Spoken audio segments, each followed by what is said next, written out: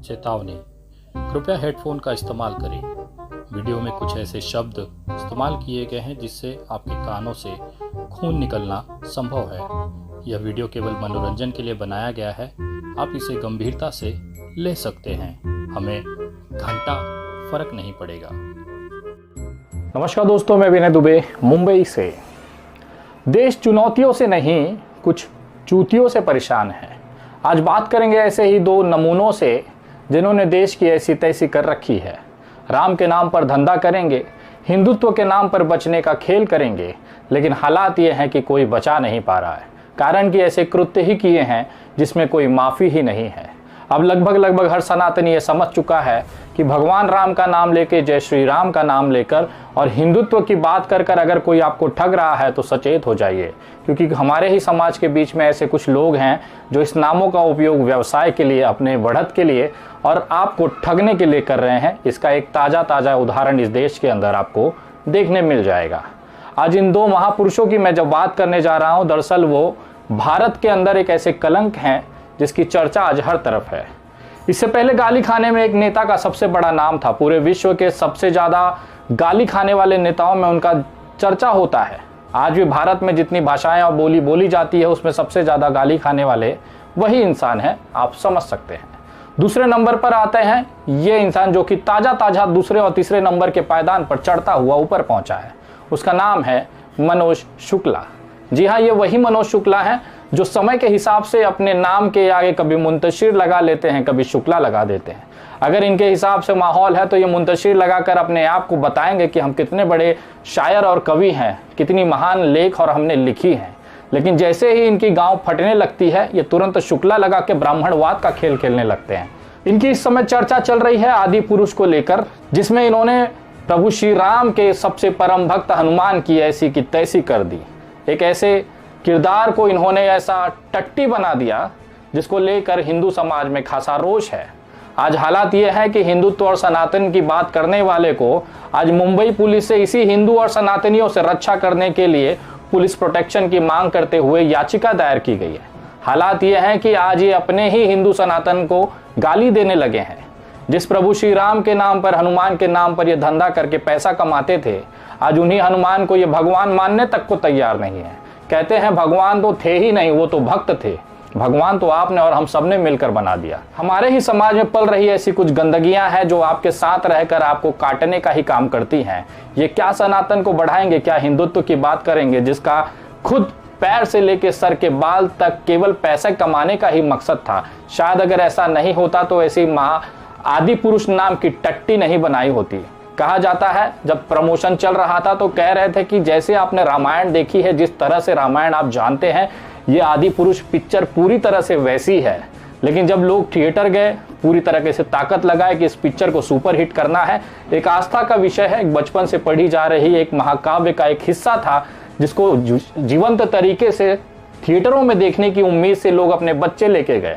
लेकिन जब वहां पर देखते हैं तो वहां पर दिखाया जाता है कि हनुमान जी को लातों से मारा जा रहा है। हनुमान जी कह रहे हैं तेरे बाप की, तेरे माँ की। ये वो डायलॉग है जो इस महान इंसान ने अपनी खूबसूरत कलम से लिखा है, ये सोचकर कि सनातनी और हिंदुत्व का चोला तो मैंने ओढ़ा ही है, कोई किसी को क्या ही आपत्ति हो जाएगी। जैसा मैं टट्टी परोस दूंगा लोगों को उसमें से खुशबू ही आएगी। भारत का कोई ही ऐसा इंसान होगा, चाहे हिंदू हो चाहे मुसलमान हो, इसने इस इंसान की गालियां देकर स्वागत नहीं किया होगा, ऐसा मुझे नहीं लगता।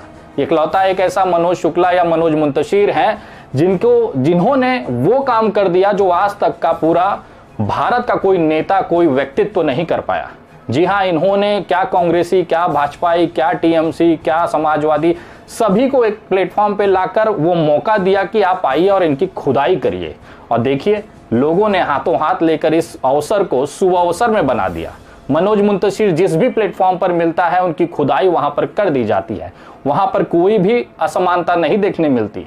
वहां पर क्या समाजवादी, क्या कांग्रेसी और क्या भाजपाई, सभी एक सुर में एक ढंग से इनको रेलने में लगे रहते हैं। और उसका नतीजा यह है कि मनोज मुंतशिर को आज पुलिस की सुरक्षा लेनी पड़ रही है, वो भी उन्हीं लोगों से जिनके तलवे चाटकर, जिनके लिए लगातार दिन रात बोलकर ये आज इस मुकाम तक पहुंचे हैं।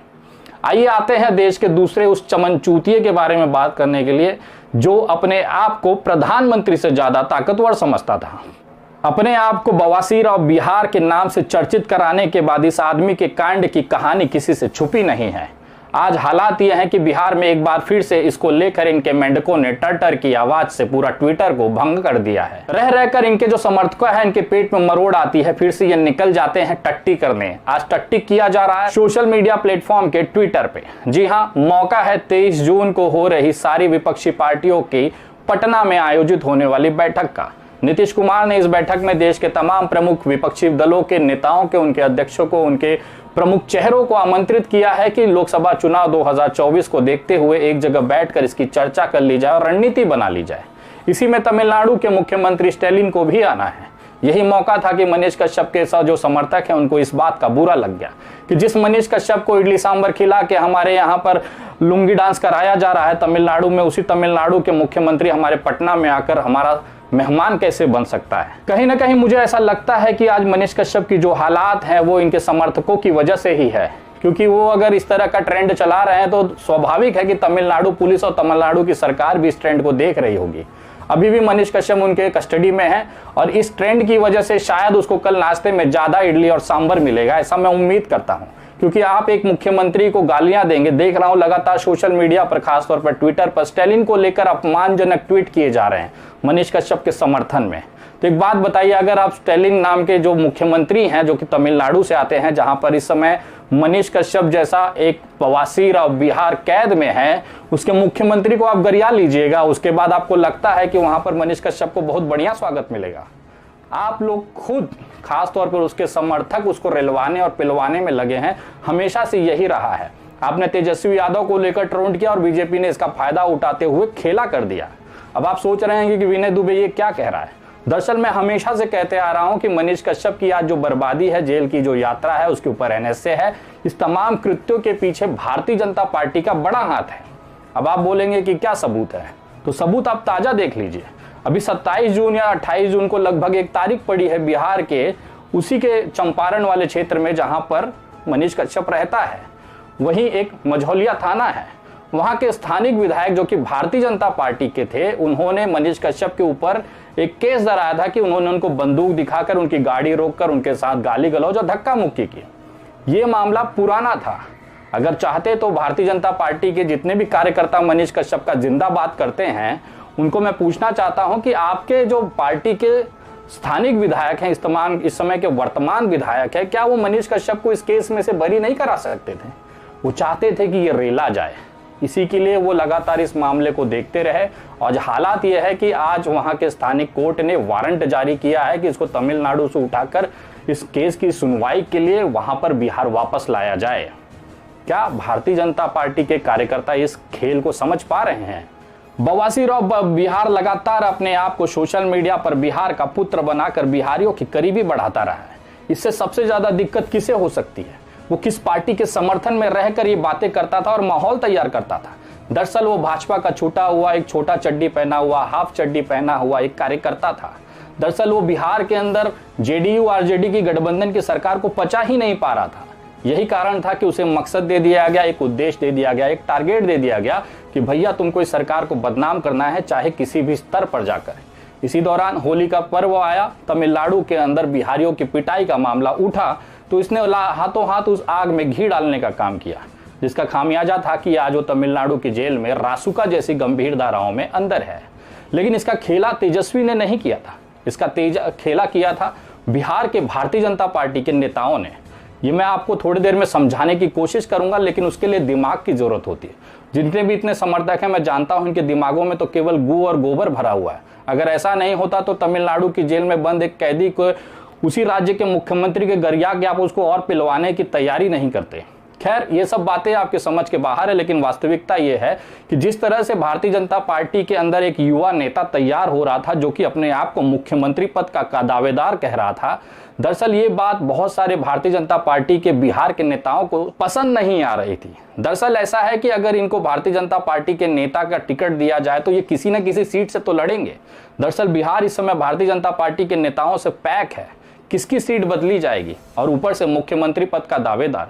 20-20 साल से पार्टी में कार्यकर्ता बनकर काम कर रहे हैं उन लोगों को एक असुरक्षा की भावना डेवलप हुई कि कल का आया लोंडा एक यूट्यूबर हमारे जगह को रिप्लेस करेगा? करोड़ों रुपया खर्चा किया, कितने ही आपराधिक एफआईआर अपने ऊपर झेले, आंदोलन में लाठियां खाई, और एक कल का आया लौंडा मुख्यमंत्री पद का दावेदार हो जाएगा तो हम यहाँ का झंडा हिलाने के लिए बैठे हैं।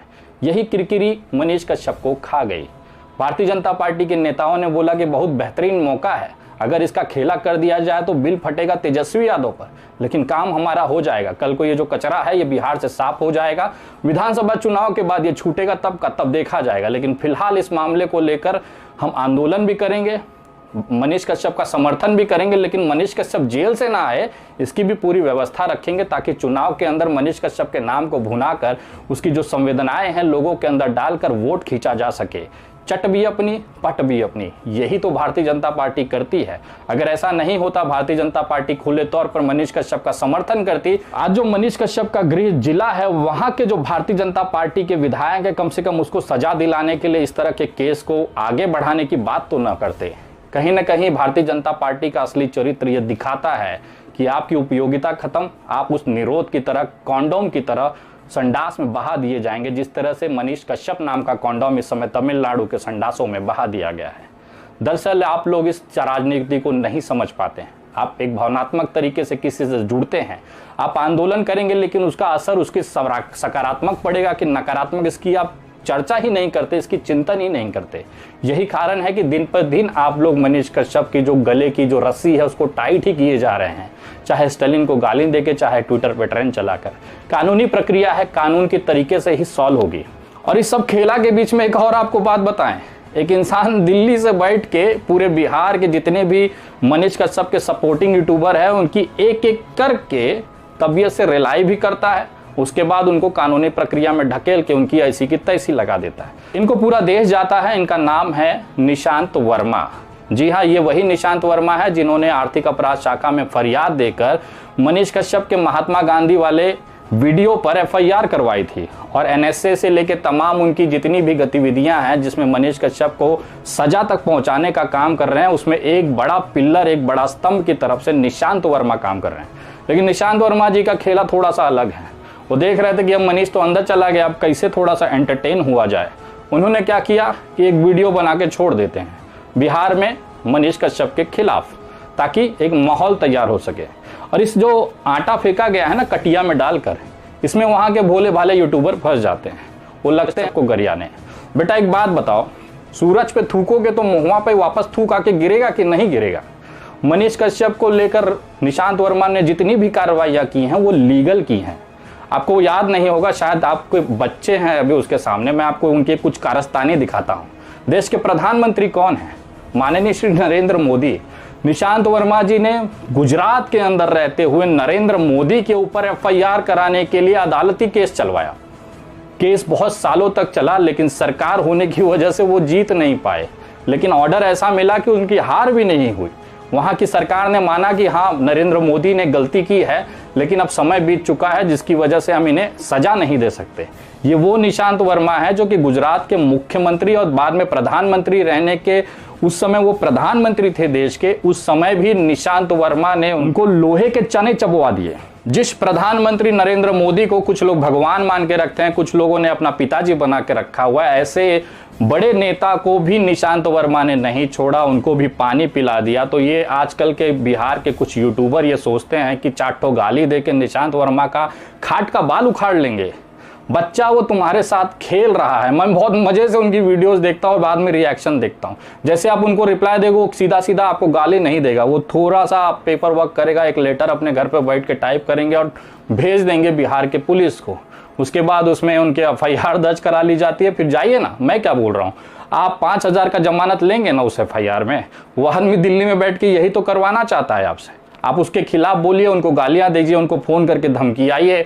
वो बैठ के आराम से कटिया डाल के, जैसे मछली नहीं पकड़ते हैं, शांति से एक टेबल पे एक पैग लेके, हाथ में सिगरेट लेके बैठ के वो एक कटिया डालेगा रोज रात को।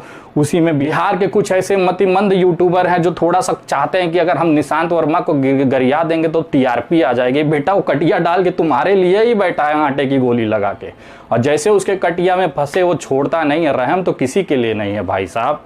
निशांत वर्मा से पूरा देश का जो विपक्ष है ना, यहाँ तक कि बड़े बड़े राजनीतिक दलों के राष्ट्रीय अध्यक्ष लीगल कंसल्ट करते हैं। इनका कद उस लेवल पे है। जब मामला आउट ऑफ कंट्रोल हो जाता है ना, तब निशांत वर्मा जी को याद किया जाता है। हम जैसे छोटे सामाजिक कार्यकर्ता भी उनकी हेल्प लेते हैं कानूनी तरीके से, और ये कल को बिना मूछी पे बाल आए कल के लौंडे सोचते हैं कि उनको गरिया के हम छोड़ लेंगे। भैया वो अरेस्ट करवा के इतनी कानूनी कार्रवाइयाँ लाद देगा ना कि तुम्हारा बाप जमीन गहना बेच के तुम्हारी जमानत कराएगा, लेकिन इससे मुक्त नहीं हो पाएगा। और यही काम उनका रहा है कि जितने भी ये गाली गलौज करने वाले लोग हैं, जितने भी इस तरह के नफरती टिंटू है, उनको बराबर से वो रात को पैक लगा के आराम से बैठ के ट्रेलते हैं और खोजते हैं कि चलो किसका बजाया जाए।